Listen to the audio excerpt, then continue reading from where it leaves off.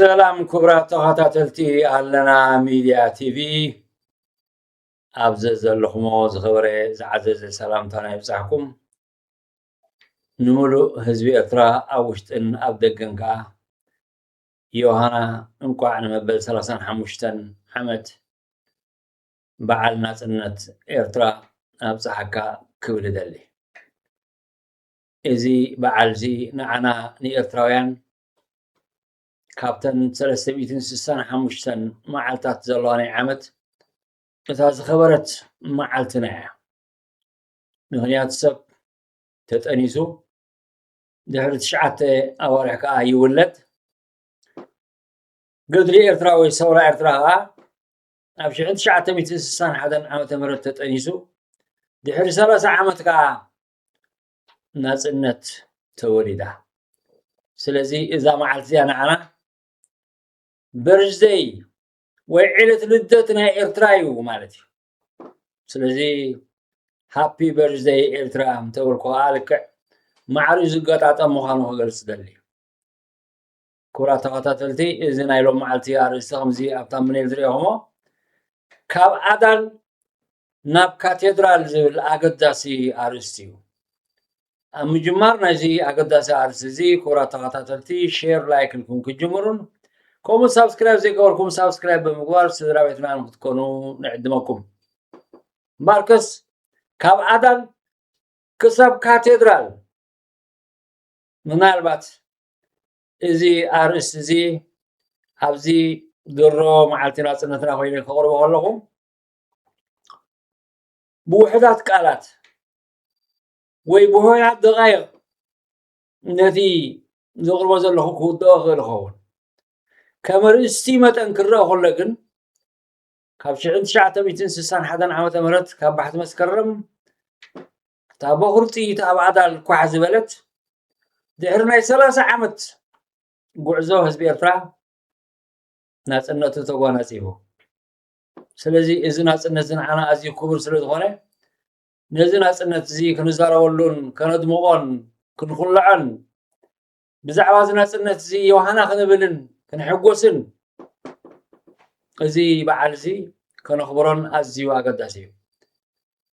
እዚ መዓልቲ ናጽነት እዚ ናይ ነፍሲ ወከፍ ኤርትራዊ እጃም እዩ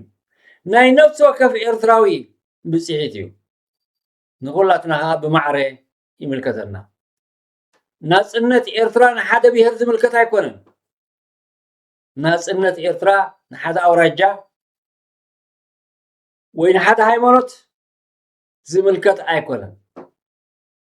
ናጽነት ኤርትራ ማዕረ ከም ስነ ኣድጊ ንኹሉ ኤርትራዊ ዝብፅሖ ዝዓበየ ክብሪ እዩ ናጽነትና እምበር ንዓና ንኤርትራውያን ስልማትና እዩ ናትና ወርቅና እዩ ኣምባርና እዩ እንተበልና እውን ምግናን ኣይተሓወሰን ስለዚ ህዝቢ ኤርትራ ኣብ 1961 ዓመተ ምህረት ብረታዊ ቃልሲ ክጅምር ከሎስ እንታይ ኮይኑ ብረታዊ ቃልሲ ጀሚሩ ዝበሃል ሕቶ ክምለስ ኣለዎ ምናልባት ኣብዚ ሕጂ መበል 35 ዓመት እንውዕለሉ ዘለና ግዜ ደቂ 35 ዘለኹም ኣብ 91 ንሕና ካብ ሰሓል ክንኣቱ ከለናስ ከመይ ዝኣመሰለ ስምዒት ነይሩ ኣብቲ እዋንቲ ከምዚ ኣብ ስእሊ ትሪእዎ ዘለኹም ልክዕ ሽዑ ፎርቶ ባንዴራ ኤርትራ ተሰቂላቶ ዝበሃል ዝነበረ ደርፍን ደበላን ሳዕስዒትን ታሕጓስን ኩሉ ህዝቢ ኤርትራ ዘሚርሉ ናጽነት ዘሊሉ ተሓጒሱ ተዓሊሉ ምክንያቱ ፍረ ፃዕሪ ፍረ መስዋእቲ ስለ ዝኾነ ኣብ መጀመርታ ስሳታት ቶም ኤርትራውያን ከምዚ ዝኣመሰለ ብረታዊ ቃልሲ ከካይዱ ከለዉ ምናልባት ብዙሓት ወገናት ብፍላይ ካብ መንግስቲ ኢትዮጵያ ሸፋቱ በሃሉ ነይሮም ሽፍታ ናጽነት ኣይምፅእን እዩ ሽፍታ ባንዴራ የብሉን ባንዴራ ኣይተክልን እዩ ምክንያቶም ሸፋቱ ዝበሃሉ ብተራ ዕላል ጥራይ ዘይኮነ ብግብሮም ስለ ንፈልጦም ኣብ ተፈላለየ እዋን ዝነበሩ ሸፋቱ 5 ሰብ 7 ሰብ ተሰሪዖም ከዱ ከብቲ ይሰርቁ ገንዘብ ይሰርቁ ደቂ ኣንስትዮ ይዕምፁ እዚ ናይ ሸፋቱ ጉዳይ እዩ ሰውራ ኤርትራ ግን ሽፍትነት ኣይነበረን እንታይ ዳ ብዕላማ ንናጽነት ዝተበገሰ ምንቅስቃስ ከምኡ ስለ ዝኾነ ኸዓ ህዝቢ ኤርትራ ድሕሪ ነዊሕ መስዋእቲ ከቢድ ዋጋ ከፊሉ ኣብ 1991 ዓመተ ምህረት ግንቦት 24 ከም ዝፅባሕ መዓልቲ ናጽነቱ ኣውጁ ዮሃና ንሙሉእ ህዝቢ ኤርትራ ኣብ ውሽጥና ኣብ ደገን ዘለኻ ኤርትራዊ ብሉኣላውነት ሃገርካ ደስ ክብለካ ክትሕበን ክትኮርዕ ሃገር ኣላትኒ ክትብል ባሕር ኣለኒ ህዝቢ ኣለኒ ክትብል ግቡእ እዩ ኣብ ከምዚ ዝኣሰለ ጉዳይ እዚ ሕጂ ዘለናዮ መድረኽ እዚ ሕጂ ዘለናዮ ናጽነት ነዚ ተረኺቡ ዘሎ ዓወት ክቆፅዩ ንኤርትራ እውን ከም ብሓድሽ ናብ መግዛእቲ ናይ ኢትዮጵያ ክመልሱ ብዙሕ ፈንጠርጠር ክንሪኡ ፀኒሕና ኣብ ዝሓለፈ ዓመታት ዝነበረ ዝተፈላለየ ምውጥዋጥ ንመፅእ ኣለና ክንኣቱ ኢና ንኤርትራ ከም ቃዛ ክንገብራ ኢና ባሕሪ ብጌጋ ዝኸደ እዩ ብፍላይ በቲ ንሳቶም ዝብልዎ እቲ ሽዑ ኣብ ኣዲስ ኣበባ ዝተመስረተ ናይ ኢህወደግ መንግስቲ ንሱ ሓምላይ መብራህቲ ወይ ቀጠልያ መብራህቲ ዝሃቦ እምበር ናይ ህዝቢ ኢትዮጵያ ፈቓድ ኣይኮነን ዝብሉ እዚኣቶም ጠቆም ፈሊጣውያን ወይ ናይዚ እዋን ዘሎ ፈላስፋታት ክንብሎም ንኽእል ህዝቢ ኤርትራ ግን ከምቲ ሓርበኛ ኣቦና ወልደ ማርያም ዝበሎ ህዝቢ ኤርትራ ብገዛእ ቅልፅሙ ዘውዲ ደፊኡ ዝርከብ ዘሎ ኢሉ ነዛ ዘውዲ እዚኣ ስትንክያ ከዓ ወይሉ ቃል ሓርበኛ ኣቦና ስለ ዝኾነ ከዓ ኣይንዕብሮን ከነኽብሮ ኢና ከምኡ ስለ ዝኾነ ኣብ ዝሓለፈ እዋን ብዙሕ ፈያር መንገዲ ክንርፀን ኢና ንናጽነት ዝፈንፈኑ ናጽነት ዝፃውኡ ንተጋደልቲ ዝፀርፉ ንስዋእ ዘናኣእሱ ንሃገር ዘቆናፅቦ ከምዚ ዝኣመሰለ ዘርጊ ናይ ዲያስፖራ ፖለቲካ ክንሪኦ ፀኒሕና ብሓቂ ከዓ ዝጨነወ ዝመሽመሸ ኣብ መወዳእታ ከዓ ዓርዩ ጠፊኡ ፀዲፉ ተሓሳስባ ምክንያቱ እቲ ልኡላውነትን ናጽነትን ኤርትራ ዘይክማህ ስለ ዝኾነ ዋጋ ስለ ዝተኸፍሎ ስዋዓት ስለ ዝኸፈልና ኣሎ ስለዚ ዮሃና ንሙሉእ ህዝቢ ኤርትራ እንኳዕ ኣብፀሓካ እንኳዕ ደስ በለካ ምክንያቱ ንሕና ኤርትራውያን ልኡላውነት ክንጠቅስ ከለና ብኸመይ መፂኡ እዚ ናጽነት ክንሓስብ ኣገዳሲ እዩ ምናልባት ብውሕድ ዝበለ መስዋዕቲ ተረኺቡ ተዝኸውን ኣብ ን2 ዓመት 3 ዓመት ወይ 5 ዓመት እቲ ዓመት እቲ ተፀብፂቡ ምዝ ሕጂ ዘሎ ጉዳይ ከነነፃፅሮ ከለና እንተዝርአ ምናልባት ውሕድ ዓመታት እዩ ተባሂሉ 30 ዓመት ግን ህዝቢ ኤርትራ ተጓዒዙ ክንደይ ከርቲቱ ሙሉእ ህዝቢ ኤርትራ ተጋዲሉ እዚ ናጽነት ዝምባር ሕጂ ናይ ሙሉእ ህዝቢ ኤርትራ ፍርፅ ፃዕሪ ስለ ዝኾነ ሙሉእ ህዝቢ ኤርትራ ከስተማቕሮ ይግባእ እዩ ከምኡ ስለ ዝኾነ እምበር ናጽነት ክንብል ከለና ምናልባት በይናዊ ናይ ሓደ ውድብ ኣይኮነን በይናዊ ሓደ ኣውራጃ ተቃሊሱ ወይ ዝያዳ መስዋዕቲ ከፊሉ ዘምፅኦ ኣይኮነን ብዙሕ ፈላስፋታት ኣብዚ ደገ ዝረብ ዘረባታት ንሰምዕ ኢና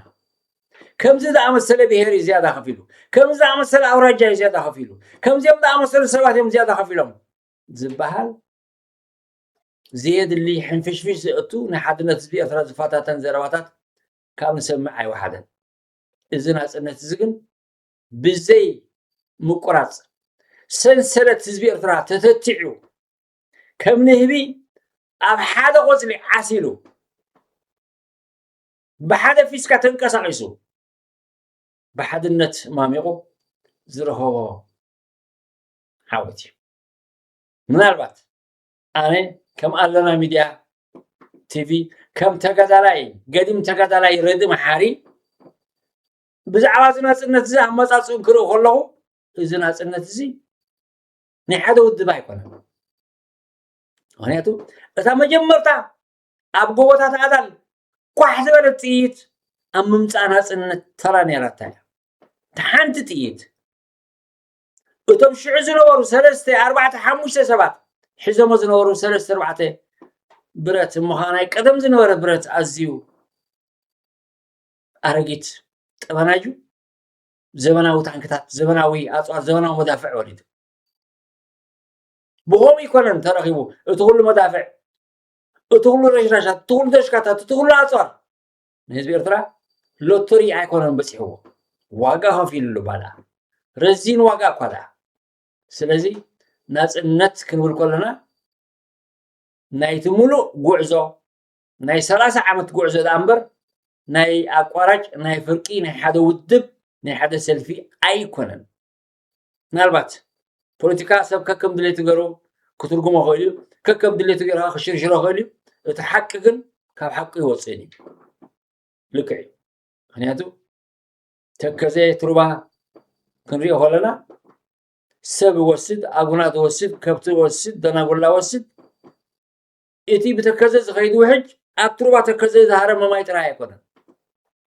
ካብ ብዙሕ ጎቦታት ካብ ብዙሕ ግሩ ካብ ብዙሕ ዓድታት ካብ ብዙሕ ስንጭሮ ዝተኣከበ ማይ መወዳእታ ነገራዊ ሓይሊ ይኸውን እምበኣርከስ ናጽነት ኤርትራ ከዓ ከምዚ ክተወስዶ ዝጸንሐኩ ካብ መጀመርታ ኣብ ኣዳል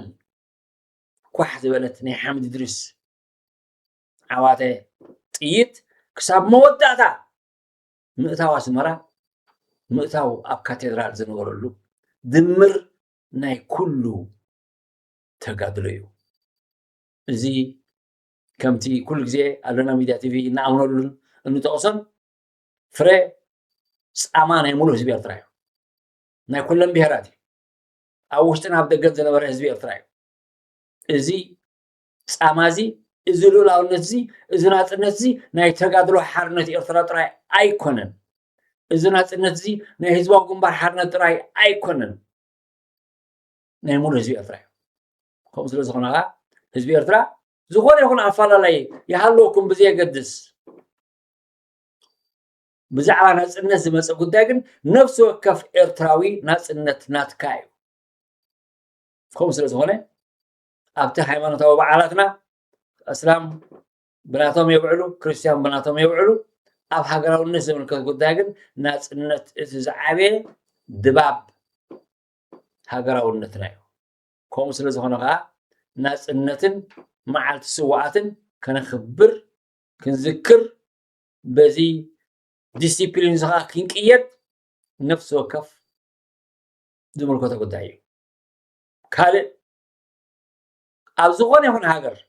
ንዘለዓለም ዝነብር ስርዓት የለን ስርዓት ጸሊእናዮ ስርዓት ለውጢ የብሉን ስርዓት ፍትሒ የለን ዝበሃል ብዙሕ ነገራት ኣሎ ግን ቅድም ቀዳድም ሃገር ክትህሉ ኣለዋ ብፍላይ ምዚ ሕጂ ኣብ ልዕሊ ኤርትራ ዘጢጡ ዘሎ ናይ ኩናት ደበናታት ነዚ ኣብ ግምት ብምእታው ነፍሲ ወከፍ ኤርትራዊ ኣብ ጎኒ ሃገሩን ኣብ ጎኒ ህዝቡን ደው ክብል ኣለዎ መትከልና እዚ እዩ ልክዕ ከምቲ ናይ ኣኽላባት ኣብ ዓፅሚ ይበኣሱ ኣብ ስጋ ይበኣሱ እሞ ድምፂ ዝብኢ እንድሕር ሰሚዖም በኣሶም ገዲፎም ናብቲ ዝብኢ ምስጓጉ ይኸዱ ዝብኢ ምስ ተጓጉ ከዓ ሓሳብ ገብሩ ንሕና ከም ኤርትራውያን ምዚ ኣብ ኤርትራ ዘሎ ስርዓት ጉዳይ ኣለና ዶ ምፅብፃብ ኣለና ዶ ናይ ዝተፈላለየ ናይ ለውጢ ሕቶታት ኣለና ዶ ቅድም ኤርትራውነት ከም ኤርትራ መጠን እቲ ሃገራውነትን ልኡላውነትን ክረጋገፅን ኣፀቢቑ ኣብ ጥጡሕ ባይታን ክረግፅ ኣለዎ ምክንያቱ ሃገር ናይ ወለዶ እያ ሃገር ናይ ሓደ ሰብ ናይ ሓደ ሰልፊ ናይ ሓደ ጉጅለ ኣይኮነትን እዚ ሕጂ ዘሎ ወለዶ እዚ ፅባሕ ክቅየር እዩ ንሕና ብዛዕባ ሓደ መዋእል ዘይኮነስ ብዛዕባ ዝመፅእ ዘሎ ጀነሬሽን ክንሓስብ ኣገዳሲ ከምኡ ስለ ዝኾነ ከዓ እምበር ሕጂ ነዚ ናይ ሎም መዓልቲ ዝሓስክዎ ኣገዳሲ ኣርእስቲ ካብ ኣዳል ናብ ካቴድራል ዝብል እዩ እዚ ከዓ ብቐሊል ዝመፀ ኣይኮነን ነዊሕ ጉዕዞ ህዝቢ ኤርትራ ተጓዒዙ ደኺሙ ዝረኸቦ እዩ እዚ ገድሊ እዚ ኩሉ ተፀምቢሮ እዩ ሓረስታይ ሸቃላይ ተማሃራይ ወተባዕታይ ጓል ኣንስተይቲ ምሁር ዘይተማሃረ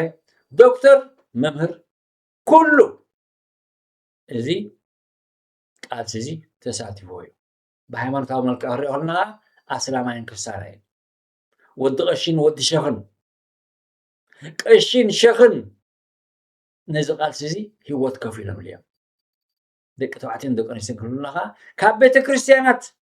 ከይተረፈ ደናግል ዝኸተታሉን ደናግል እውን ዝተሰዋኣሉን ቃልሲ እዩ ስለዚ እዚ ናፅነት እዚ ብመሰረት እዚ ጉዳይ እዚ ክንሪኦ ከለና መቐረቱ ክሳብ ክንደይ ጥዑም ኣዝዩ ጥዑም እዩ